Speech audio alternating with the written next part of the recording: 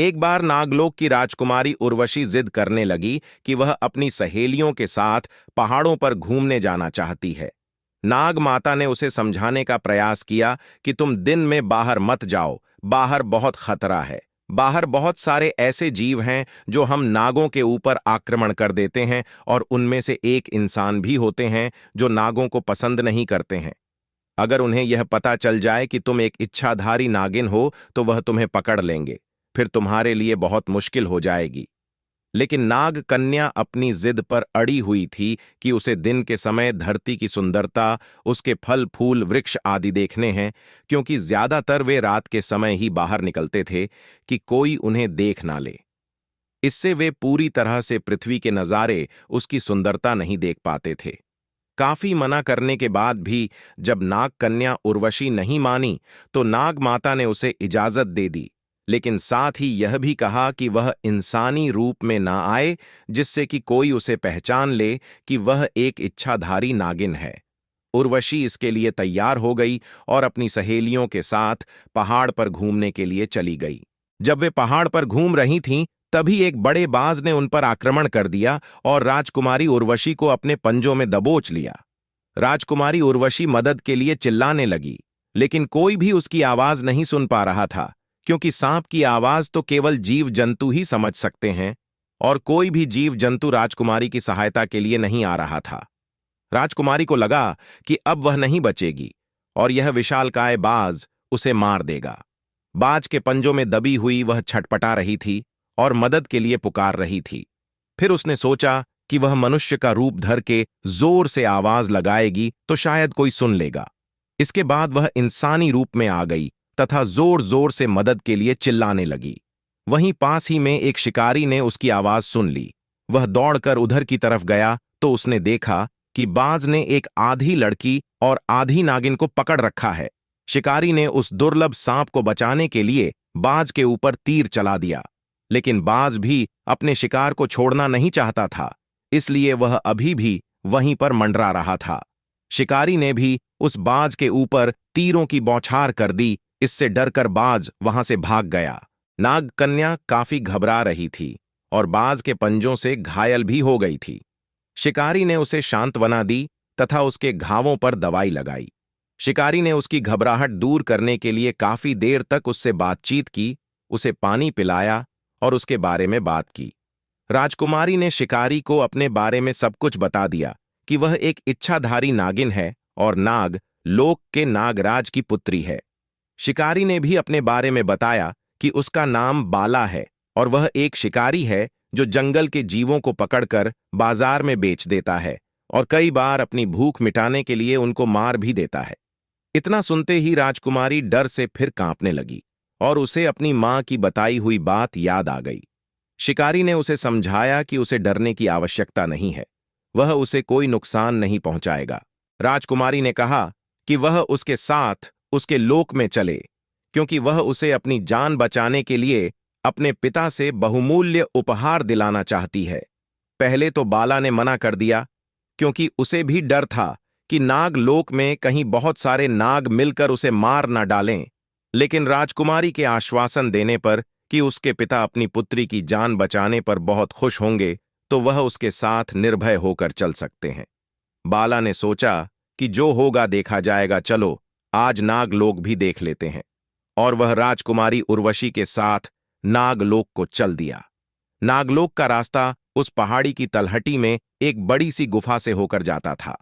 जैसे जैसे शिकारी बाला राजकुमारी के साथ नागलोक की गुफा में अंदर जाता रहा, तो वहां पर अंदर रोशनी जगमगाने लगी और आगे जाने पर जो गुफा बाहर से साधारण दिखाई देती थी, वह अंदर से एक भव्य गुफा में तब्दील होने लगी।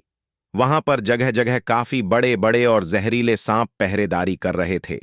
उनसे बचकर कोई भी जीव जंतु अंदर नहीं जा सकता था, लेकिन बाला के साथ तो राजकुमारी थी, इसलिए उसे भीतर जाने में कोई परेशानी नहीं हुई। नागलोक में पहुंचकर देखा तो नागराज और नागमाता काफी परेशान दिख रहे थे, क्योंकि राजकुमारी की सहेलियों ने पहले ही उन्हें बता दिया था कि राजकुमारी के ऊपर एक बाज ने हमला किया है और अब तक शायद राजकुमारी जीवित नहीं होगी। लेकिन राजकुमारी को जीवित देखकर नागराज और नागमाता बहुत खुश हुए। लेकिन उन्हें एक मनुष्य को अपने नागलोक में देखकर बहुत आश्चर्य हुआ। इस पर राजकुमारी उर्वशी ने अपने माता पिता को बताया कि इनका नाम बाला है और इन्होंने ही उसकी जान बचाई है। अगर आज यह नहीं होते तो मैं जीवित नहीं होती। राजकुमारी ने कहा, पिताजी, इन्होंने आपकी बेटी की जान बचाई है तो इन्हें बहुमूल्य उपहार देना चाहिए। इस पर नागराज प्रसन्न हो गए और उन्होंने कहा, अवश्य ही इनको बहुमूल्य उपहार मिलने चाहिए, क्योंकि आज अगर यह नहीं होते तो हमारी बेटी जीवित नहीं होती। ये हमारे खास मेहमान हैं। राजकुमारी ने बाला को रास्ते में आते हुए यह बता दिया था कि उनके पिता के पास एक मणि है जो अमूल्य है, क्योंकि उस मणि को मुंह में रखते ही मनुष्य सभी जीव जंतुओं और पशु पक्षियों की भाषा समझ सकते हैं कि वह क्या बोल रहे हैं, क्या बातें कर रहे हैं और क्या कहना चाहते हैं। अगर पिताजी तुमसे कुछ मांगने के लिए कहें तो तुम उनसे वह मणि मांग लेना, क्योंकि मुझे पता है कि तुम एक अच्छे आदमी हो, और अगर वह मणि तुम्हें मिल जाए तो तुम जंगल के बहुत सारे जीव जंतुओं की मदद कर सकते हो। जब नागराज ने बाला से कुछ मांगने को कहा तो बाला ने नागराज से वही मणि मांग ली। इस पर नागराज थोड़े नाराज हुए, लेकिन नागमाता के कहने पर उन्होंने मणि देना स्वीकार कर लिया। नागराज ने कहा कि मणि के लिए मुझे अपने असली रूप में आना होगा, कहीं तुम मेरा असली रूप देखकर डर न जाओ। इस पर बाला ने कहा, महाराज, आप निश्चिंत रहें। और नागराज अपने असली रूप में प्रकट हुए। वह एक बहुत ही विशाल और भयंकर सर्प था, जिसे देखते ही किसी की भी जान जा सकती है। उसे देखते ही बाला का भी हलक सूख गया, लेकिन फिर उसने अपने आप को संभाला। नागराज ने अपने मुंह से वह मणि निकालकर शिकारी बाला को दे दी। बाला उसे पाकर बहुत खुश हुआ। राजकुमारी उर्वशी और नाग माता बाला को नागलोक के दरवाजे तक छोड़ने आई।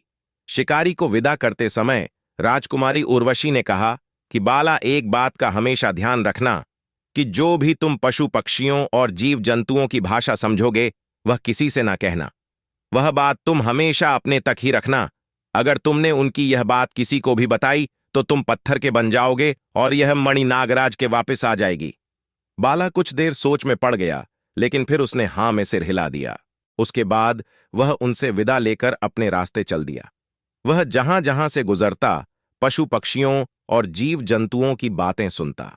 वे उसके बारे में कहते कि देखो, यह वही शिकारी है जिसने न जाने कितने ही निर्दोष पशु पक्षियों की जान ली है। यह बहुत ही क्रूर और जालिम इंसान है, इससे हमेशा सावधान रहना चाहिए। कोई कह रहा था कि यह बहुत बुरा इंसान है, इसने एक सारस को मार दिया था तो उसका साथी उसके वियोग में तड़प तड़प कर मर गया। कोई कहता कि इस जालिम इंसान ने पक्षियों के छोटे छोटे बच्चों को उनके माता पिता से अलग कर दिया। कोई कहता कि इस इंसान ने हमारी महारानी शेरनी के बच्चों को चुराकर कहीं बेच दिया, जो आज भी अपने बच्चों के याद में रोती रहती है। वह जिधर से भी गुजरता उसको हर तरफ उसकी बुराई ही सुनने को मिलती। उसकी अंतरात्मा से आवाज आई कि वह तो एक बहुत ही बुरा आदमी है। उसने आज तक कितने ही पाप किए हैं, लेकिन उसे कभी इस बात का आभास ही नहीं हुआ। मेरे जैसे मनुष्य को इस धरती पर जीवित रहने का कोई अधिकार नहीं। मैं एक पापी मनुष्य हूं, मेरे पापों का कोई प्रायश्चित नहीं। फिर उसे ध्यान आया कि जिस मणि ने मुझे मेरे पापों का आभास कराया है, वही मणि मेरे जीवन को सुधार सकती है। और फिर उसने प्रतिज्ञा की कि आज के बाद वह किसी भी जीव की हत्या नहीं करेगा, और अब जितना भी जीवन शेष है वह इन्हीं पशु पक्षियों और जीव जंतुओं की सेवा में लगा देगा। उसके बाद वह जंगल में घूम घूम कर मुसीबत में फंसे हुए जीव जंतुओं और पशु पक्षियों की सेवा करने लगा। कहीं कोई पशु या जानवर घायल पड़ा होता तो वह उसकी मरहम पट्टी करता, उसकी सेवा करता और उसे ठीक करता। अगर कोई पक्षी किसी वजह से झाड़ियों में फंस गया है या किसी अन्य मुसीबत में है तो वह उसको निकालकर उसका इलाज करता। इसी तरह से घूमते घूमते वह पशु पक्षियों की सेवा में अपना जीवन बिताने लगा। जो जानवर और जीव जंतु पहले उससे डर कर भागते थे, अब वह उसकी प्रशंसा करने लगे और उसके आसपास ही घूमते रहते, और अब उन्हें किसी बात का कोई डर नहीं था। शिकारी बाला का मन भी अब शांत हो गया था। उसके जीवन में अब कोई इच्छा नहीं बची थी। वह इन्हीं बेजुबान जानवरों की सेवा में अपना जीवन बिताने का निर्णय कर चुका था। उसकी चर्चा आसपास के गांवों तक भी फैल गई थी, क्योंकि वह जंगल से जड़ी बूटियां लाकर उनकी बीमारियां, उनके जख्म इत्यादि को ठीक करता था। लोग भी उसका आदर करने लगे थे, क्योंकि वह जानते थे कि यह अपना काफी समय जंगल में बिताता है और इसको जड़ी बूटियों की काफी पहचान है। इसी तरह से कई साल बीत गए। एक बार जब वह जंगल से गुजर रहा था तो उसने देखा कि कुछ पक्षी आपस में बातें कर रहे थे। वह कह रहे थे कि इस जंगल से निकलकर सुरक्षित स्थान पर चलते हैं और अपने साथियों को तथा अन्य जानवरों को भी इस बात की खबर दे देते हैं कि कल यहां पर जलजला आने वाला है और उनके सामने जो पहाड़ है वह उसकी जड़ में बसने वाले गांव को तथा हमारे जंगल के काफी हिस्से को तबाह कर देगा। लेकिन अफसोस, हम इस गांव के लोगों को इस बारे में बता नहीं सकते हैं। बेचारे कल बेमौत मारे जाएंगे। और फिर उसने देखा कुछ ही समय में पशु पक्षी उस जंगल से धीरे धीरे पलायन करने लगे। बाला समझ चुका था कि यह असलियत में ही होने वाला है, क्योंकि किसी भी अनहोनी की खबर पशु पक्षियों को पहले ही लग जाती है। अब उसने सोचा कि पशु पक्षी तो जा ही रहे हैं, लेकिन गांव वालों की जान को कैसे बचाया जाए, और वह जल्दी जल्दी उस गांव की तरफ बढ़ने लगा। कुछ ही समय बाद बाला उस गांव में पहुंच गया और उसने लोगों को इकट्ठा होने के लिए कहा। क्योंकि उस गांव के लोग बाला को जानते थे, इसलिए उसके कहने पर वह लोग इकट्ठा हो गए। बाला ने उन लोगों को कहा कि आप सबको यह गांव छोड़कर जाना होगा, क्योंकि कल यहां जलजला आने वाला है और वह सामने वाली पहाड़ी टूटकर तुम्हारे गांव पर गिर जाएगी। लोगों को विश्वास नहीं हुआ और उन्होंने समझा कि बाला को किसी जानवर ने काट लिया है, जिससे यह पागलों जैसी बातें कर रहा है।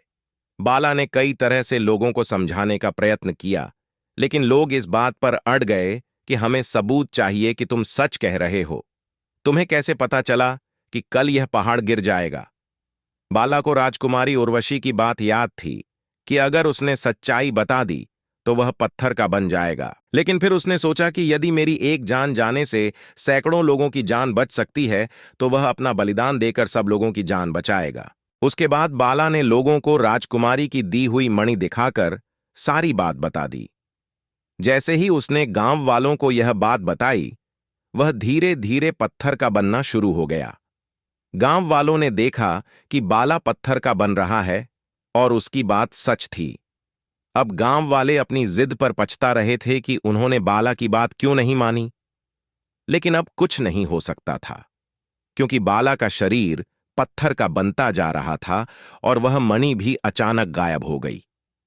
गांव वालों के पास एक रात का समय था, इसलिए उन्होंने जल्दी जल्दी अपना सामान बांधा और अपने परिवार और पशुओं को लेकर सुरक्षित स्थान की ओर चले गए।